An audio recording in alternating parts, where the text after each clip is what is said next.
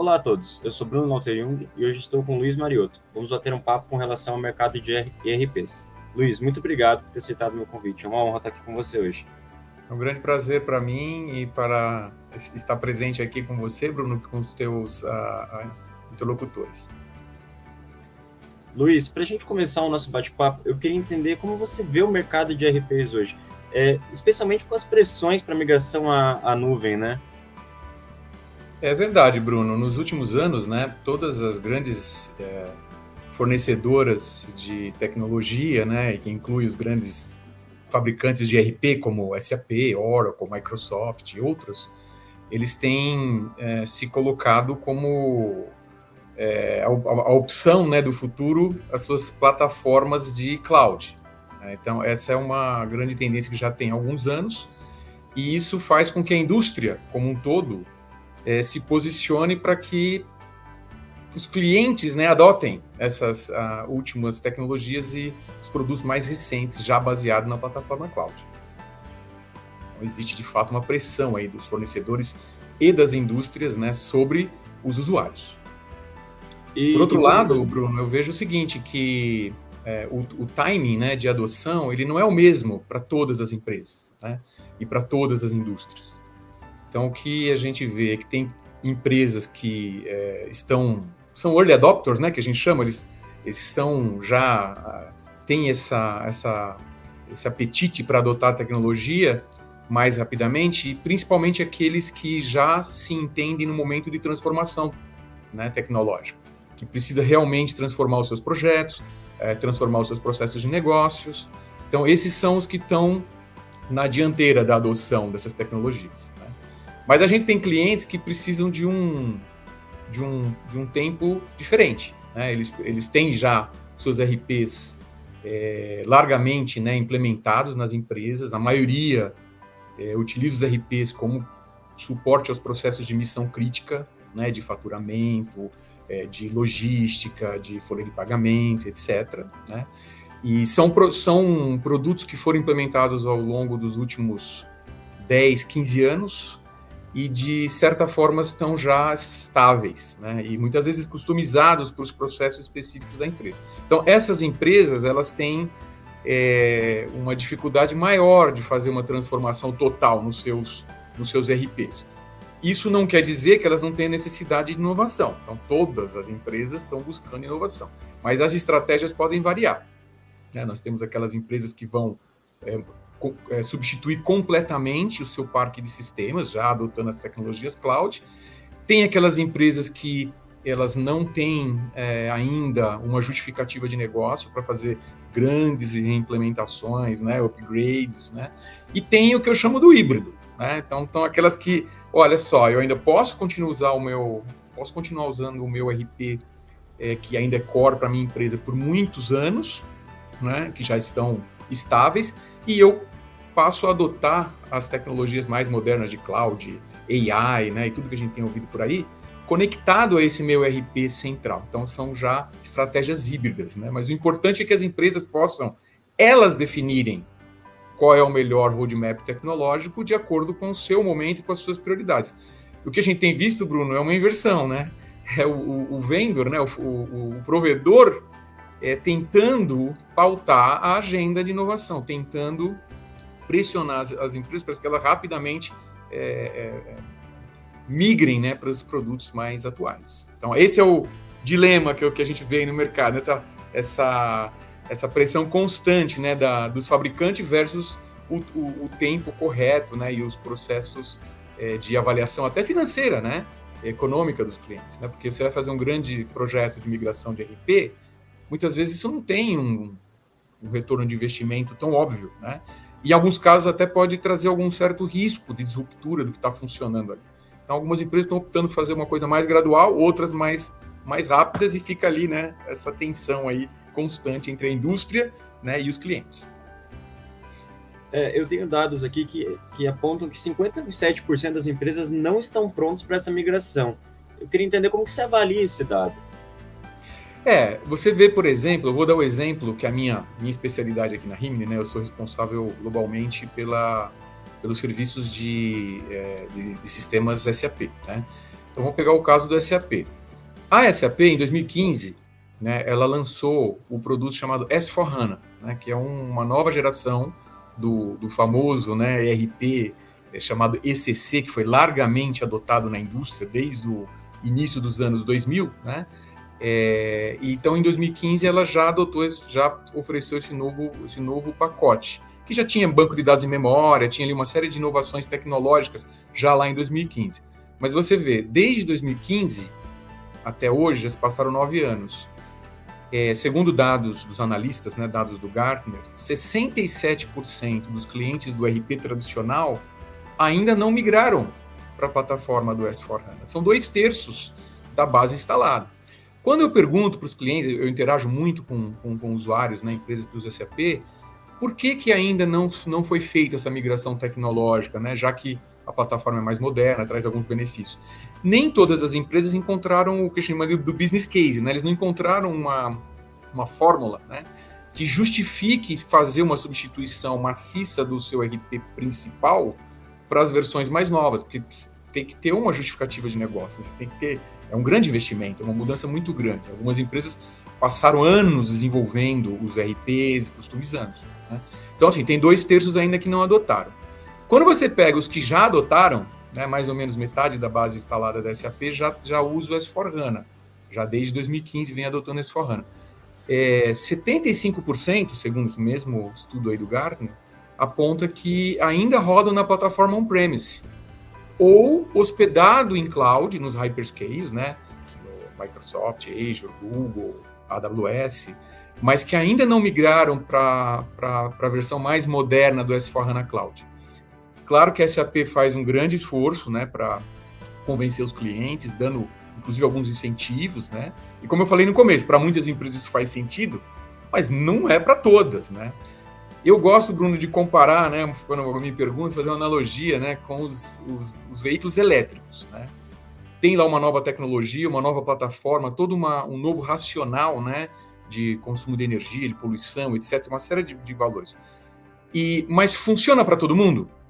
Né? Todas as pessoas se beneficiam automaticamente de adotar o veículo elétrico?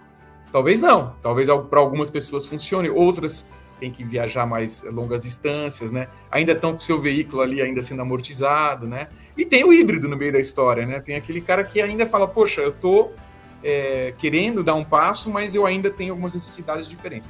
Então, para mim, não é a mesma coisa que acontece com as empresas. Empresas que estão prontas para já imediatamente trocar tudo, né, para o cloud, outras que vão fazer essa mudança mais gradual, né? Elas vão fazer ao longo do tempo. E aí vem a grande questão, né? Por exemplo, o caso da SAP, né? Ela está centrada toda a estratégia dela em cima do RISE, em cima do S/4HANA Cloud, né?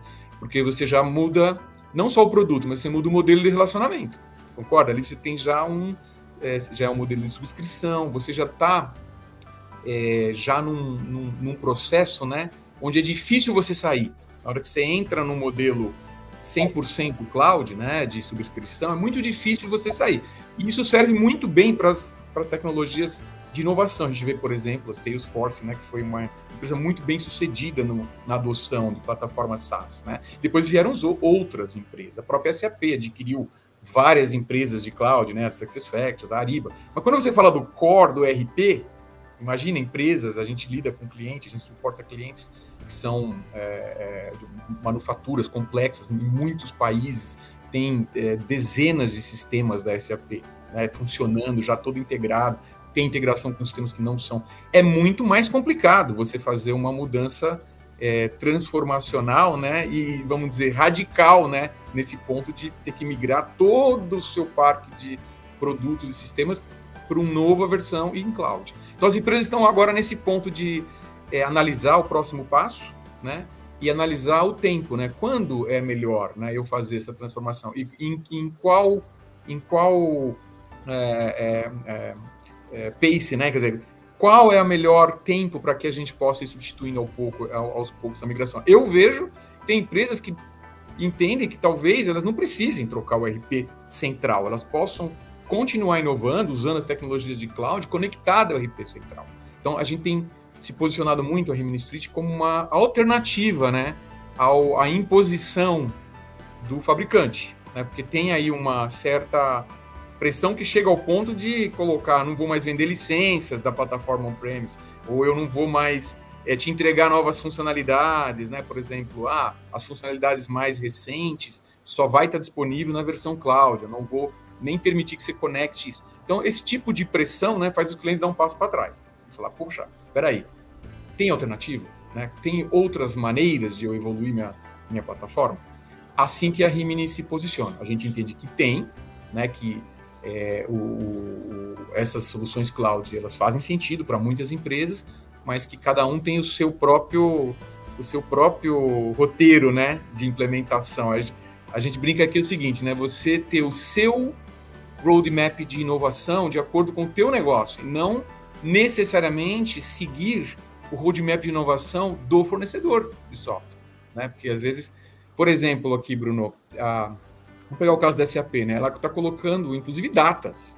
Mas imagina, você fala assim, eu só vou suportar o produto que você usa hoje, que está aí funcionando, até 2027, né?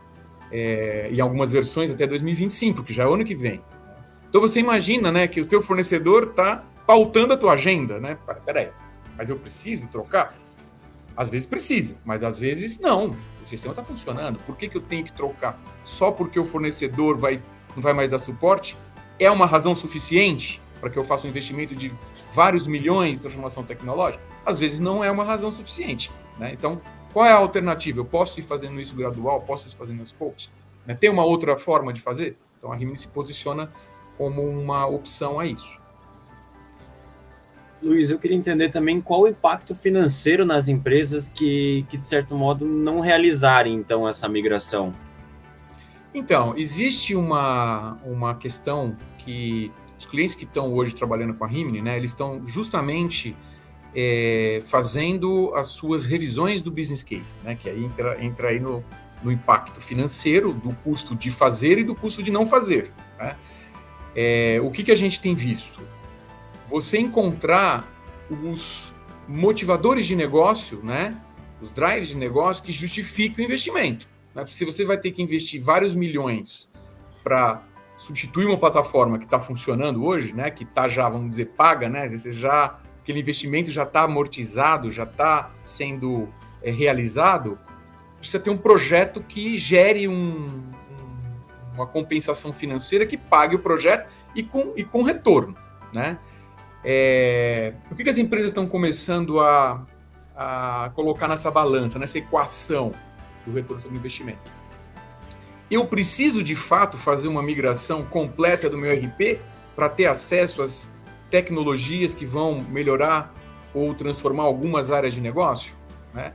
Não necessariamente. É isso que as empresas estão começando a se dar conta. Né? Eu não preciso, por exemplo, gastar mais 2 ou 3 anos fazendo um upgrade do meu ERP inteiro porque eu quero ter inteligência artificial em alguns processos de negócio. Né? E você consegue adotar inteligência artificial, por exemplo, estou falando isso porque é o que está agora mais em discussão, né? Mas todas essas inovações, usando os produtos mais modernos de cloud, você pode adotar essas tecnologias e você pode integrar o seu ERP central.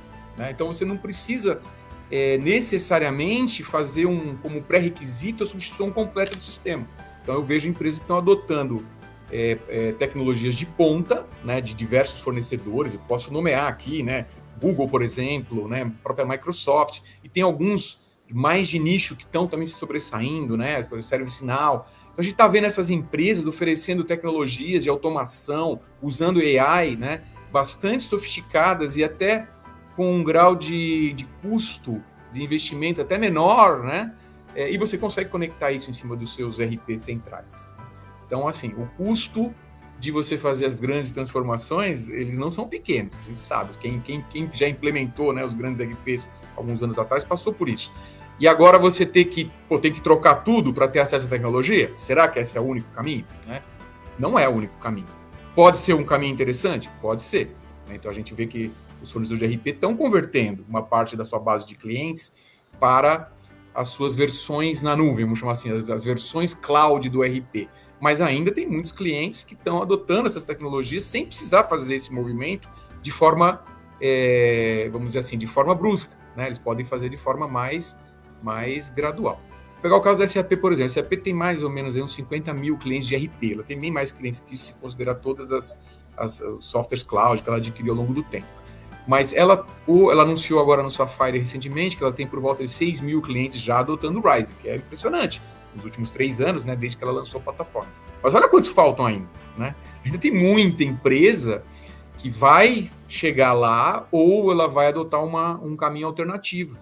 E é essas empresas que nós estamos focando. Como é que a gente ajuda essas empresas a manter os seus sistemas core, né? E com você falou do custo, né? Só para voltar um pouco, eu falei bastante do investimento aqui. Mas esses sistemas que estão funcionando, que são os sistemas transacionais, né? E muitas vezes de missão crítica, qual é a melhor maneira de você fazer até o funding, né? Você conseguir orçamento para você investir em inovação? É você otimizá-los. Quer dizer, esse sistema que está funcionando, que está estável, quanto mais você otimizar o custo de operação deles, né? Você libera orçamento para investir nas inovações. Então, uma das propostas de valor da Rimini é essa, olha só, eu consigo te dar um suporte premium no seu sistema transacional, que está estável, que não necessariamente você precisa mover isso para uma nova versão, por exemplo, de SaaS, você pode ficar vários anos ainda aí, e eu vou te liberar recursos financeiros para você investir na inovação, né? Então, é uma matemática que é interessante para muitas empresas, né? Ao invés de você ter que gastar 2, 3 anos e vários milhões num upgrade forçado que necessariamente você não precisa, né? Então, tem os dois lados da equação: otimizar o que tá hoje funcionando, reduzir o custo e deixar mais eficiente possível, e, por outro lado, usar os investimentos para fazer a adoção das tecnologias que vão estar conectadas a esse ERP, né? Alguns chamam isso de Composable ERP, né? Quer dizer, é uma maneira diferente de você desenhar a tua plataforma, a tua arquitetura, né, tecnológica, e você ter até mais agilidade para inovar. Porque se você depende de um upgrade para poder inovar, na verdade, o upgrade acaba sendo uma restrição, né? Tem um cliente nosso que fala, ó, eu entrar num upgrade de múltiplos anos agora é uma restrição à inovação. Eu preciso fazer inovação imediatamente. Aonde? No meu e-commerce, na minha automação da minha manufatura. Você tem projetos, né, de inovação que são muito mais urgentes e são específicos para algumas áreas de negócio. E tem tecnologias disponíveis hoje, né? Então, você não precisa esperar fazer uma grande migração para poder acessar essas tecnologias que já estão disponíveis hoje, né? Então, é mais ou menos por aí, né? Salvar dinheiro aqui, diminuir o custo operacional e reinvestir em inovação. Perfeito, Luiz. Chegando ao final do nosso bate-papo, eu queria entender, já pensando em 2025, qual que é a principal tendência que vai impactar esse mercado no ano que vem?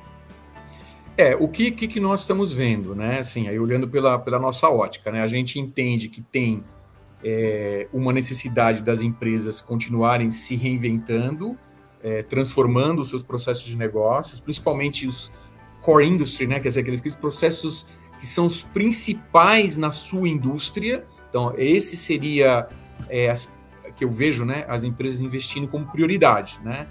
Nem sempre o RP, né, vamos chamar assim, o RP tradicional, ele está na prioridade, né, de fazer grandes transformações. E no final, lá, a área financeira, né, a área de logística está funcionando dentro das empresas. Então, eu vejo assim, as empresas vão continuar adotando tecnologias cloud, vão continuar adotando as tecnologias de AI, apesar do hype aqui todo esse boost, vai começar a ter a separação, né, do que é aquilo que realmente funciona, o que realmente entrega valor, você fazer esses projetos especializados e você continuar focando essas tecnologias no teu core de indústria. Isso que eu tenho visto nos nossos clientes, né? Eles estão, sim, com projetos de inovação, todos eles, apesar das questões em alguns países, né, que a gente vê aí sempre a questão de restrições de orçamento. Tem aí países que estão com mais ou menos dificuldades aí em atingir suas metas de negócio, a crise financeira em alguns lugares, né? Ainda tem restrições orçamentárias. Então, eles precisam achar orçamento para isso, né? Mas eles não estão, ninguém está congelado e falando, não vou fazer nada. Não, todas as empresas estão olhando para o seu futuro. Então, é isso aí. Inovação em cloud, inteligência artificial, usar os dados, né, de maneira a você ter uma visão holística dos dados da sua empresa, essas tecnologias todas, elas vão continuar sendo proeminentes aí nas discussões. E o que eu tenho também visto bastante é a questão de segurança, né? Você tem que fazer tudo isso de maneira segura, né? Claro que cyberataque, tudo isso são ameaças reais, então as empresas começam a ficar também com o olho, né, na adoção dessas novas tecnologias, mas considerando as questões de vulnerabilidade e de segurança, então eu vejo investimentos também nessa área de segurança. Perfeito, Luiz. Eu queria agradecer todo o conhecimento que você compartilhou comigo aqui hoje e espero revê-lo em novos bate-papos da T Insight. Muito obrigado, viu? Um prazer, Bruno. Até a próxima.